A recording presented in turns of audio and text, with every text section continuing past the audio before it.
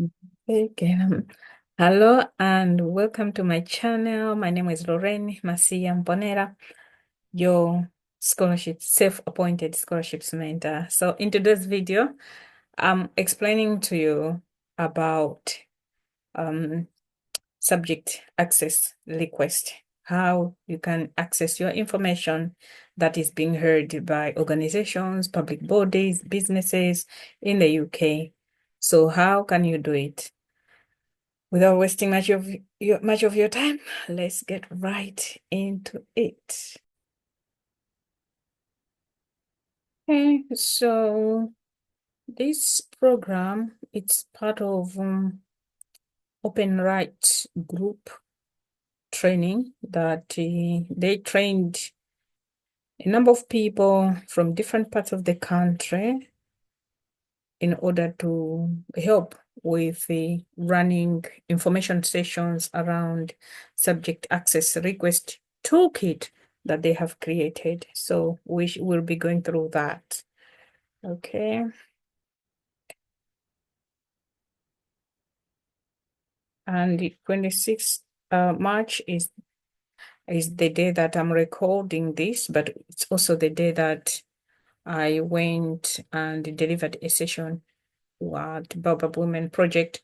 This is why you are seeing the slides with the Baobab Women Project on it.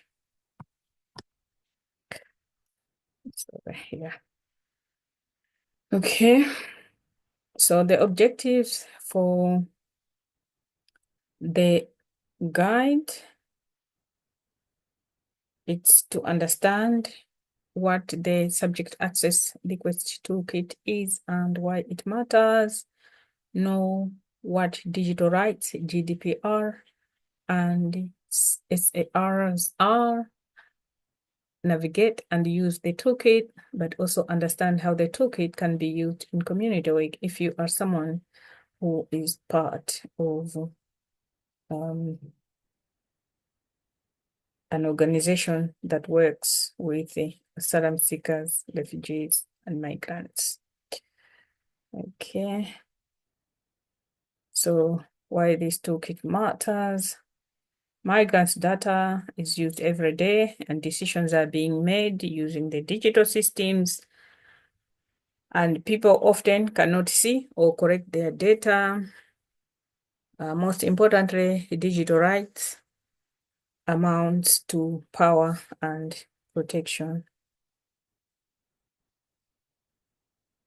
So what are digital rights? These are examples: your right to access your own data, your right to correct mistakes with your data, your right to know how your data is being used by different bodies and corporations and stuff like that, but also your right to complain when your rights are being ignored. So we'll explore each of these in this video too.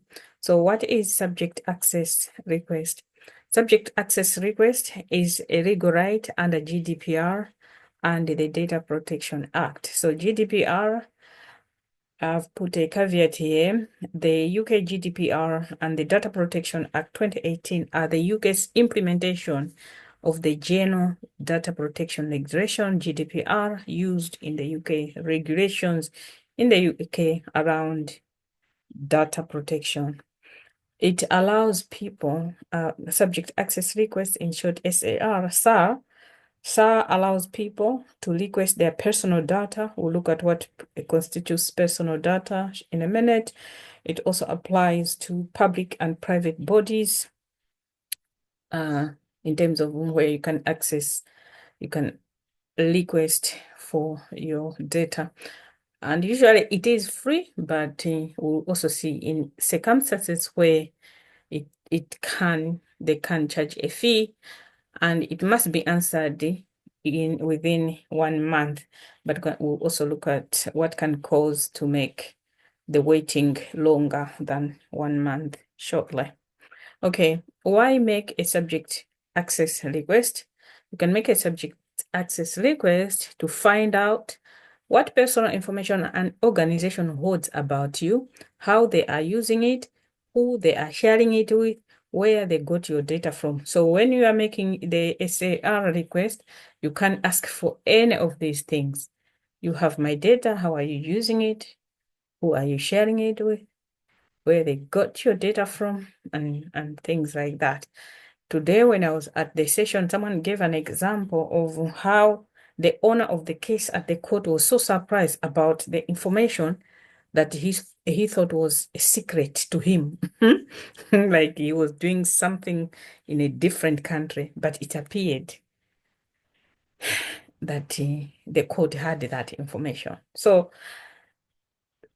it's things like that for you to know where did they get your data from that you didn't even know that they already have. What does personal information mean? So personal information can uh, relate to anything that is identifiable to you as an individual. What I identifies an individual could be as simple as a name or a number. Most organizations, they allocate you a like a reference number or something like that. Once they use that number, it can bring up your information or things like that.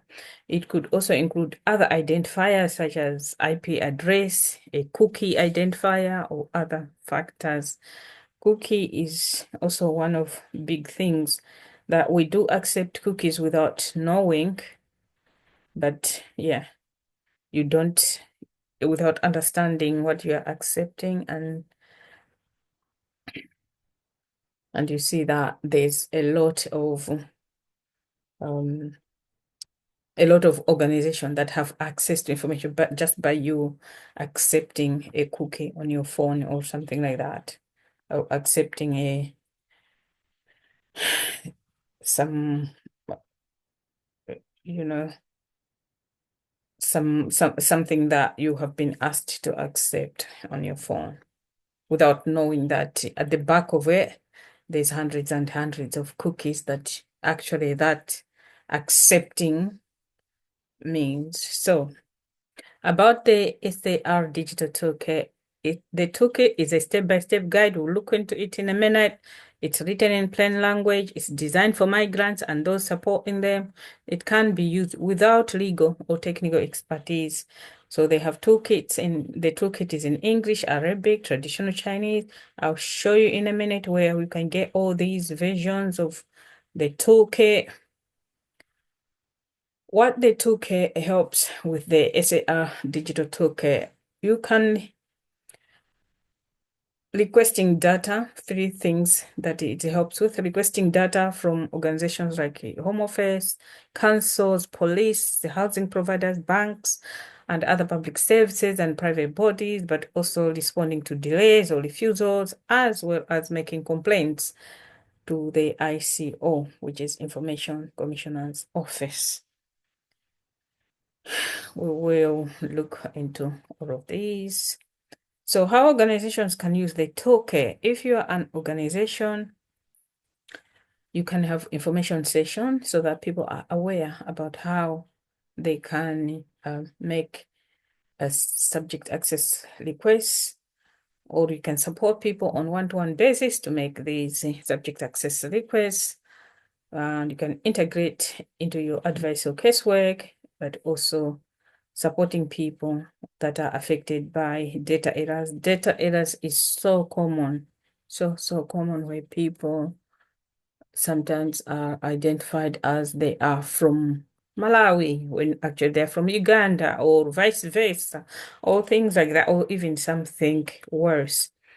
So let's look at the toolkit, where you can find the toolkit. Let's one sec.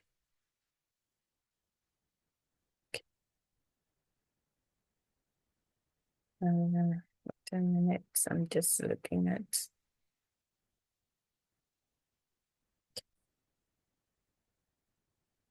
Okay, so this is the website where you can find all the. This is Open Rights website, as you can see. This is where you can find all the versions. I'll put all the links in the description below so you can access and have a look yourselves. So as you can see here, you can download PDF or ODT, English version, traditional Chinese, Arabic, Somali, Kurdish. Okay, you can download any language that you are interested in. For the purpose of this recording, we will be exploring the English version. Okay, so this is one of the quotes from the website, from the research that Open Rights and the Housing Foundation, Positive Housing Foundation did. So one of their attendees, this is what they said. I took it from their website as part of from the toolkit itself. I am worried as I do not have control over who has access to my data and how they would use it and what decisions can be made on my profile without my knowledge and input. Participant Digital Inclusion Project. So you could be someone who is also worried about how your data is being used or how much data certain organizations have about you, the accuracy of that data, and how they are using it, who they are sharing it with, or things like that. So getting your data, you can ask companies and government bodies for a copy of your personal data that they hold about you, which is called subject access request.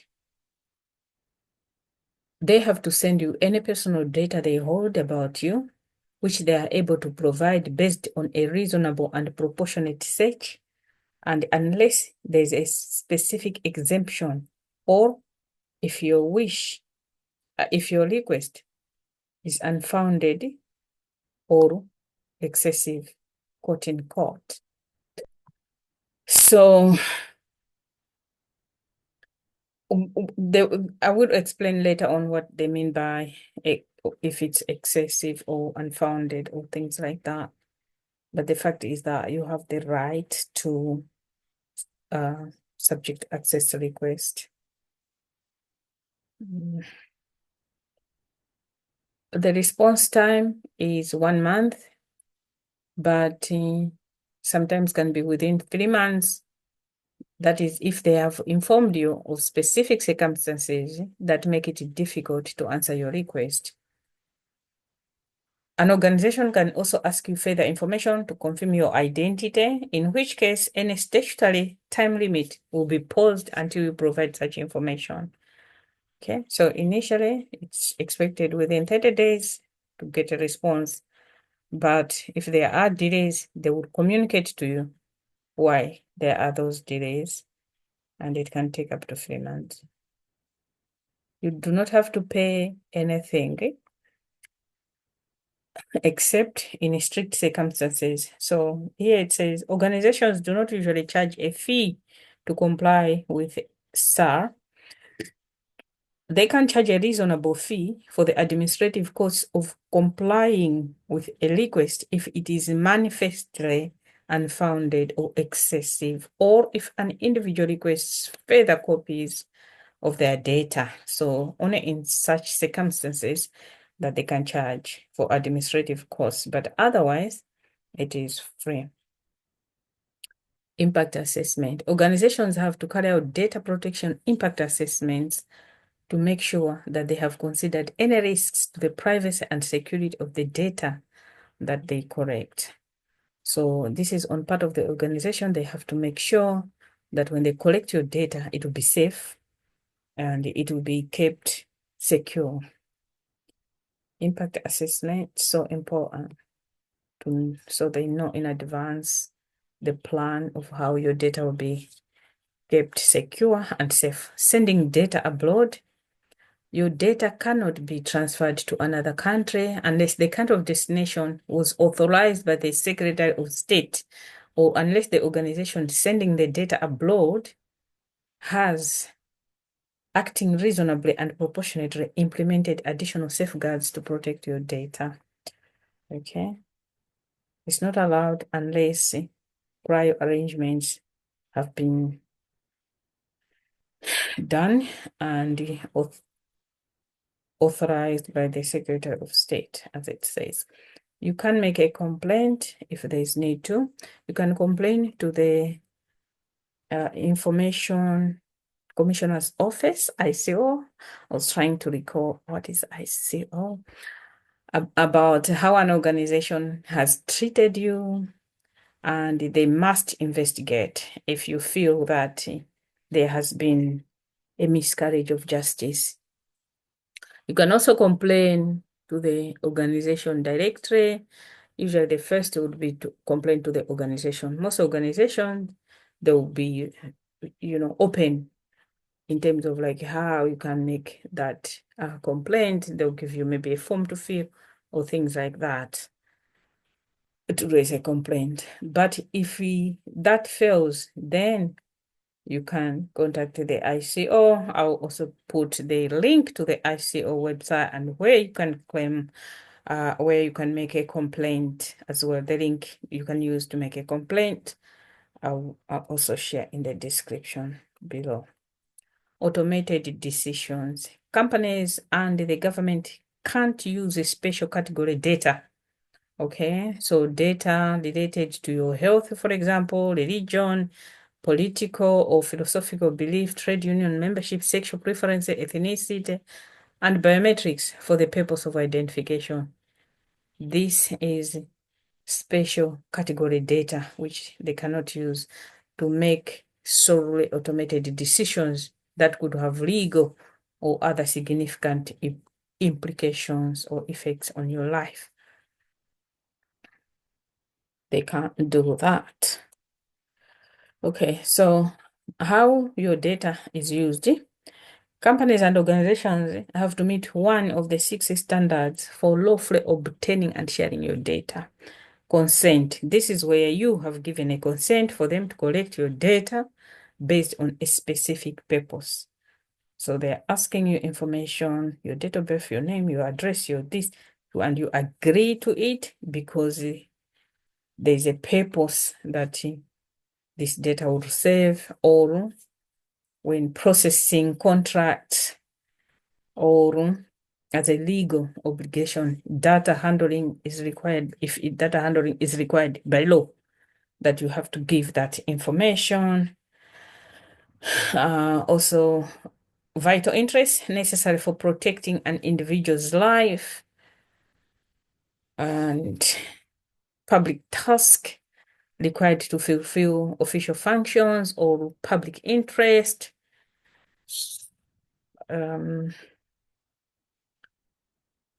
So I don't know if I need to be explaining things like public interest there, but yeah. Legitimate interests necessary for business or third-party interests, provided they don't override individual rights. Okay, so these are the 6 ways or standards for lawfully obtaining and sharing your data. What is the right of access? It's the right to ask an organization whether or not they are using or storing your personal information. You can also ask them for copies of your personal information verbally or in writing. This is called the right of access. It's also known as making a subject access request. So, okay. So you can make subject access request verbally or in writing, including via social media. We'll touch a little bit more on social media. A third party can also make a SAR on behalf of another person. So you can ask the organization that you work with, a charity or your solicitor or whoever to make SAR on your behalf. So they become the third party. SARs help individuals understand how and why organizations use their data and check that it is being used lawfully. Okay, so SAR will help you to know that how your data is being used, but also why the organizations are using your data. Are they using it lawfully, or they are using it to make money out of it? A request made on social media is valid if it is clear that you are asking for your own personal data. You do not need to use a specific form of words, refer to registration, or direct the request to a specific contact.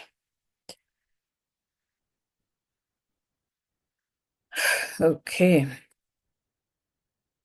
Preparing and submitting your subject access request.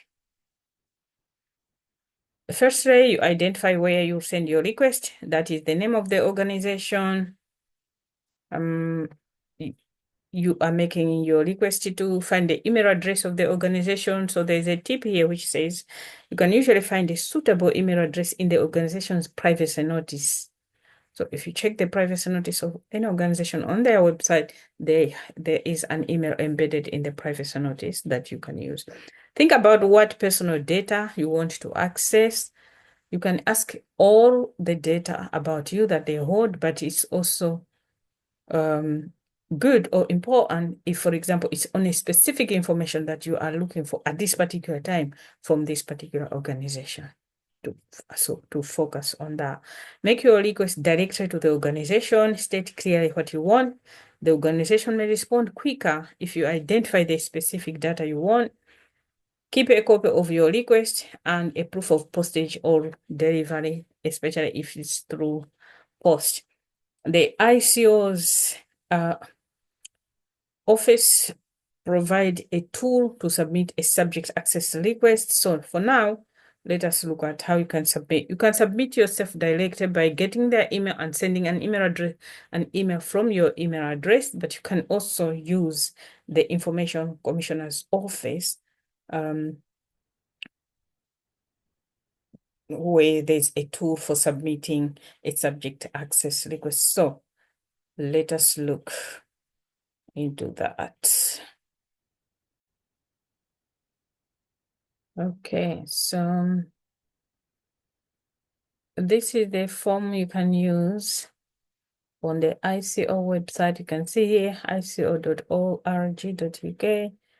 making a subject access request.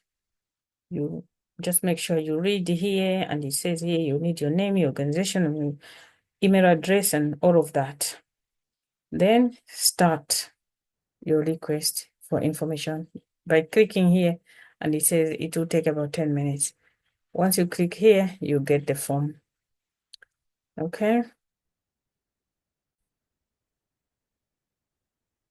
Okay, so what should you include in your subject access request? A clear label for your request, like in the subject line for your email, you can put subject access request, the date, your name, including any other names that you use, pseudonyms, aliases, and things like that, if it's relevant, if those are the names that they know. Any other information used by the organization to identify or distinguish you from other individuals, like key reference numbers, port reference, and all of that. Your up-to-date contact details, a comprehensive list of what personal data you want to access based on what you need, any details, relevant dates, or search criteria that will help the organization identify what you want, how you would like to receive the information. Is it by email, printed out, or what? But you cannot include offensive language or other information with your request, such as details about wider customer service complaints, a request for all the information the organization holds on you, unless that is what you want. But if an organization holds a lot of information about you, it would take them longer to respond or make it more difficult for you to locate the specific information that you need in a response. Okay. When to resubmit a subject access request. So you can resubmit based on different reasons. You can ask an organization for access more than once. However, it may be able to refuse access if your request is, as the law says, manifestly unfounded or excessive. This has been coming a lot, manifestly unfounded or excessive. I'll explain to it shortly. So if you are resubmitting a request, think about whether it's likely that your data has changed since your last request, or there has been enough time between the last request, or there has been changes in the activities or processes by the organization in question. So here's a template of subject access request. You can write to so and so, subject line, subject access request, date. If you're writing on a letter on paper, remember to include today's date there. In email, the date is already there.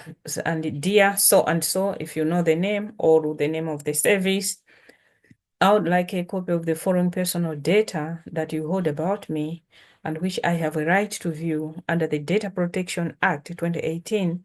Then include a list of all the information that you want. This might be very specific, for example, or emails from person A to person B, or it could be more general, e.g., all information you heard about me from June 2018 to July 2019, for example. So everything that is in bracket, you need to replace that because they're just trying to explain further of things that you can include based on what you want. If you need any further information from me, please let me know as soon as possible. I'd like you to contact me by whether it's email, phone, post, etc., and provide that. I would prefer that you send me a copy of my data in a printed or electronic format. You can specify whether you want to receive your information printed or in electronic format. I would like to remind you that data protection law requires you to respond to my request within 1 month. Please, can you confirm that you have received and read this request? Thanks. Yours truly, Lorraine Marcia Mponera at Marcia. It's Marcia. Okay. You are right to get the data corrected. You can challenge the accuracy of personal data heard about you by an organization and ask for it to be corrected or deleted. And the process is called the right to rectification. If your data is incomplete, you can ask the organization to complete it by adding more details. But can the organization say no to your request? Of course they can, but the organization can refuse to comply with a request for rectification if it believes that the request is what the law calls manifestly unfounded or excessive. This phrase is coming again. In reaching this decision, it can consider whether the request is repetitive. In such circumstances, the organization can request a reasonable fee to deal with the request. This is the time where you can be asked to pay. Refuse to deal with the request. In either case, it must tell you and justify its decision. So if they deem your case to be manifestly unfounded or excessive, such as here they've given, such as, for example, it's repetitive, they already gave you the information and you're asking for the same information, or things like that, or you're asking more copies, or this and the other, then there will be implications for it as is stipulated. Okay.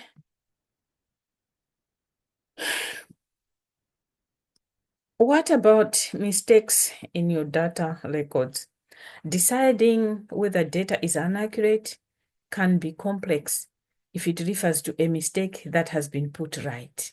An organization could argue that the fact the mistake was made is an accurate thing to record, so it should record the mistake alongside the correct data. So, for example, to make this, if the doctor, let me just read what is here instead of me saying, I may take longer to explain it. A doctor finds that a patient has a particular illness and notes it in their medical records. Sometime later, the diagnosis was found to be wrong. It is likely that the medical records should include both the initial diagnosis, which was the wrong diagnosis, and the final findings, because this gives an accurate record of the patient's medical treatment. They gave a wrong diagnosis. Later on, you have the right. Both information should appear, of course, with that clarification that that was the wrong diagnosis. As long as the medical record contains an up-to-date findings which are made clear in the record, it would be difficult to argue that the record is inaccurate and should be corrected. Okay, we are moving on. So, how to get your data corrected if there's errors. To exercise your right, you should inform the organization that you are challenging the accuracy of your data and you want it corrected. You should state clearly what you believe is inaccurate or incomplete, explain how the organization should correct it, and where possible, provide evidence of the inaccuracies. We are mostly to the end now.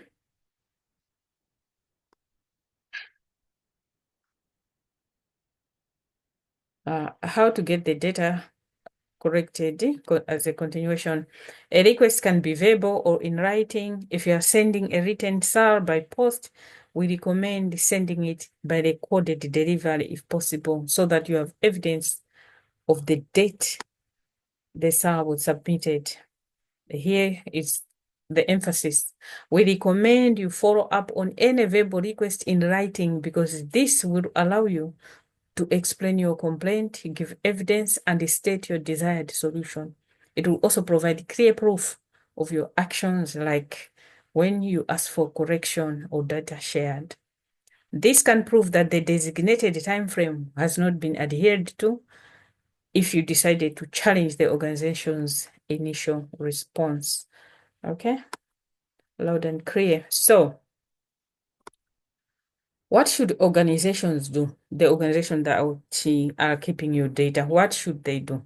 When an organization is asked to correct data, it should take reasonable steps to investigate whether the data is accurate or should be able to demonstrate it has done so. To do this, the organization should consider your arguments and any evidence you provide. The organization should then contact you and either confirm it has corrected, deleted, or added to the data, or inform you it will not correct the data and explain why it believes the data is accurate. Okay. If the organization refuses to correct the data as a matter of good practice, it should record that you have challenged the data's accuracy and why. If the organization has disclosed the data to others, it must contact them and tell them the data has been corrected and completed, unless this is impossible or involves a disproportionate effort. Okay. So when asked, the organization must inform you which recipients have received the data. Excuse me. Or it's all your rights. So how to make a data protection complaint to an organization? I'm sure this is where we are ending on. You have the right to complain to an organization if you think it has not handled your personal information responsibly and in line with good practice. If you're unhappy with how the organization has handled your request, you should first complain to that organization.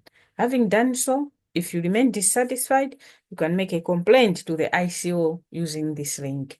I'll also put this link. We're not opening it, but it's a link where if you click, there's a form to fill also about the complaint. You can also seek to enforce your rights through the courts. If you decide to do this, we strongly advise that you seek independent legal advice. Okay. This is one of most important slides too. When can I complain to an organization? You can complain to an organization about how it is handling your or other people's information if it has not properly responded to your request for your personal information, if it is not keeping information secure, if it holds inaccurate information about you, if it has disclosed information about you, if it is keeping information about you for longer than is necessary. So there are some organizations, they tell us to say, we'll keep your photos for 2.5 years. After 2.5 years, you still see yourself on their website, for example. There are some organizations, what other example I can give? Some organizations, they say we they they don't put any time to it, but the story that they still carry is our old version of us, like 20 years ago when I was destitute. Am I still destitute today? No. So why is my story still trending on the Oh God. All right. Okay. I was trying to not get personal with things, but hey ho. Okay, so if it has collected information for one reason and is using it for something else, oh, come on, has not upheld any of your data protection rights. Okay, so these definitely require a complaint to the organization. Okay. Complaint directed to the organization involved. You should give the organization you are unhappy with a chance to sort things out before bringing your complaint to ICO. So before you complain to the ICO, the website that I said I'll put in the description below, make sure you approach the organization first. Probably they will, rectify the issue and yeah, apologize and all of that. Many data protection complaints can be resolved quickly and easily with the organization. Email or write the organization, see the template. So there's the email template again below for complaints, include full details of your concern at the beginning. If the organization responds, but it appears they have misunderstood you, um, just a second, one second.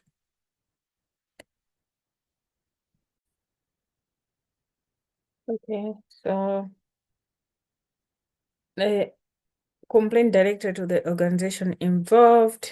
We talked about there's an email template as well for complaint, include full details of your concern at the beginning. If the organization responds, but it appears they have misunderstood you or not given a full response, you should let them know. Include all relevant details in your letter or email, such as account or patient number, to help the organization to identify you. Send copies of all key documents you have to evidence your complaint. Don't send the originals, as you might need them later. Don't include additional documentation, just in case. Of course, some organizations, they ask for originals, but some organizations, they don't. So if they ask for originals, I think you have to give the originals, but hoping that they will return them to you, which mostly they do. But if they don't, you can always ask them at some point. Check the organization's website or call them to ensure you have the right address. And this is a template letter, so we're not reading the template letter. Maybe we can read it quickly. Okay.